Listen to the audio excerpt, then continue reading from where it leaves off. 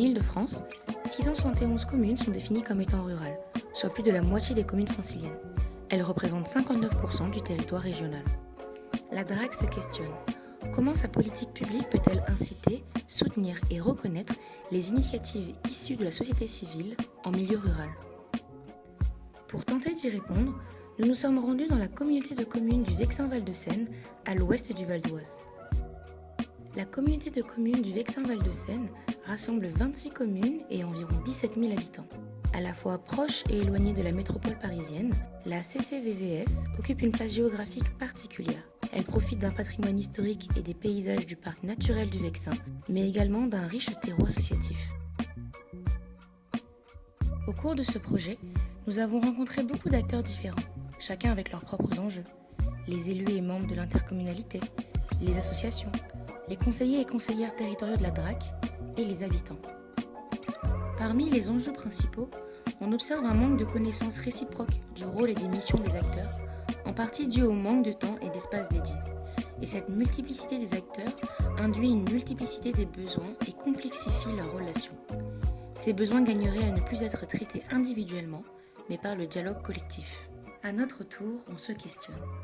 Comment repenser le dialogue entre la DRAC Île-de-France et les acteurs associatifs de la communauté de communes du Vexin Val-de-Seine pour améliorer la valorisation, le soutien et la connaissance ou reconnaissance des projets culturels inscrits dans le territoire?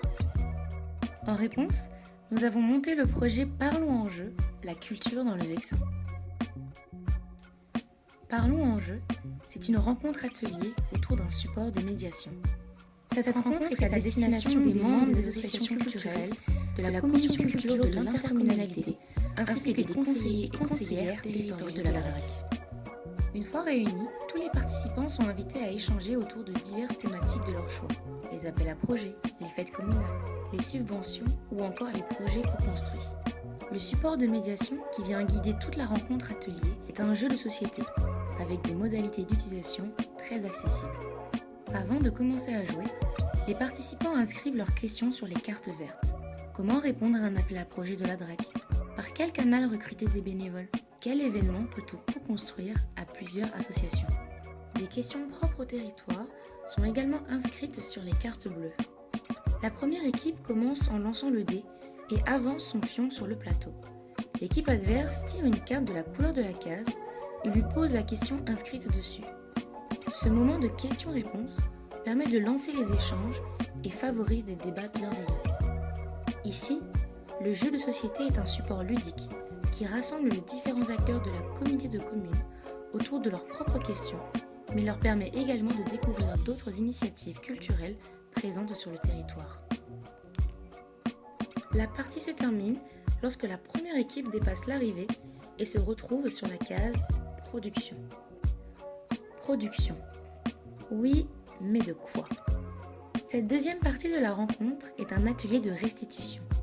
En utilisant les fonds de carte mentale et les stickers mis à disposition dans le kit, l'ensemble des participants est invité à réaliser un compte-rendu d'une ou plusieurs thématiques abordées au cours des échanges. Utiliser le jeu comme un outil de rencontre physique permet de repenser les relations entre les différents acteurs d'un même territoire. Cela participe à une humanisation des rapports et surtout à une meilleure connaissance des rôles et missions de chacun.